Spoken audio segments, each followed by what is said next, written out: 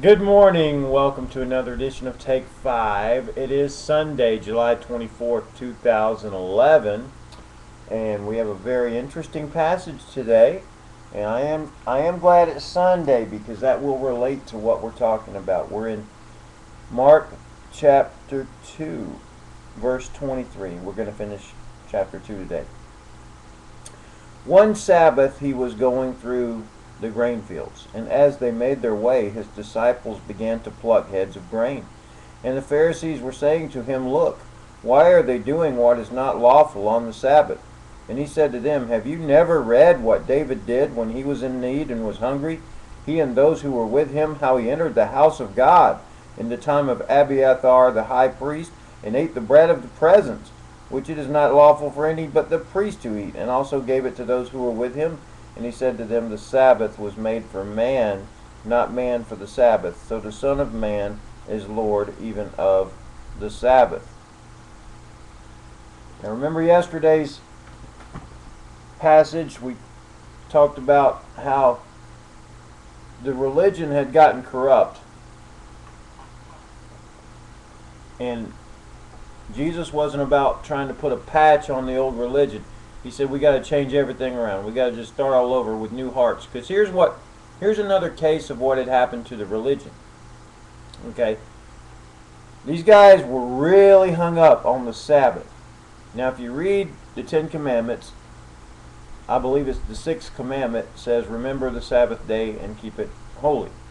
For 6 days the Lord worked, and then on the seventh day he rested. All right, this was a command primarily to ensure that men would get a day of rest. Because some people would never take one otherwise, and some employers would never give their employees one otherwise. So it was to make sure that everybody had one day where they could focus on their relationship with God and their family, and let their body recover from a hard work week and things like that. It was designed by God for our good. But it had gotten so corrupt back in the day that Jesus was in that people dreaded the Sabbath. It was harder. It was so hard to keep the Sabbath. There were so many rules they had created about the Sabbath. Not the law, but about all their own laws and rules, their own man-made laws and rules about the Sabbath. It was a lot of work to rest. It was more work to rest on the Sabbath than the rest of the week. So here's what Jesus is doing. He and his disciples are going through the grain fields, and they're just picking off little pieces of grain and eating them, which was allowed. That was nowadays they might get you arrested for trespassing or something. Back then that was fine. That was within the realm of the law. But these religious, prideful leaders are really upset because he's doing it on the Sabbath, because they had so interpreted that really, to them, you could do almost nothing on the Sabbath. You could only walk so far, and they would consider what Jesus and his disciples to do to be work, because that would be part of farming. It was absolutely ridiculous. So Jesus says, look, you guys have really got this thing backwards. How about what David did? And he's asking them to go back and look at David, because there was a time where David and his men were starving, basically, and they did enter the home of Abiathar the high priest, and they did have some bread. Now this is a little bit of an Old Testament lesson here. The high priest could offer different sacrifices, but one of the things they had to do was put this bread on the altar anyway. I don't want to get into all the details, but it was holy bread. Okay, it wasn't supposed to be for the common people to use or eat. But in certain situations, it's better to do that than to let your brother starve. So that's what Jesus is saying. Look, these laws that we have, they're made for the benefit of man, not to be hard on them, not to hurt them or punish them. It's for their own good. So you guys are all hung up about this, and it's going to get worse. When we read tomorrow's passage, it's going to get worse. And the reason I'm going a little bit over now. The reason I'm glad this is on Sunday.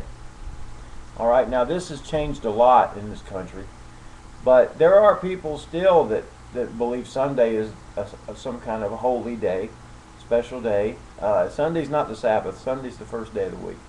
And there are people that would never work on Sunday, and if that's, you know, just so you would have your own relationship with God, there's nothing wrong with having that conviction. But the problem is if you are judgmental toward anybody else who does things on Sunday. If somebody decides to go to the beach, or has a job, as I do, and I will work today, or something else, it's become a sort of another Sabbath for you, and you get all kind of, you know, get a little hissy fit if somebody does something on Sunday. Now that has gone down a lot, but I think it's important to have a day of rest, but we're not commanded for any such thing. That one is not repeated in the New Testament, by the way. Out of the 10 Commandments, that's the only one that's not repeated.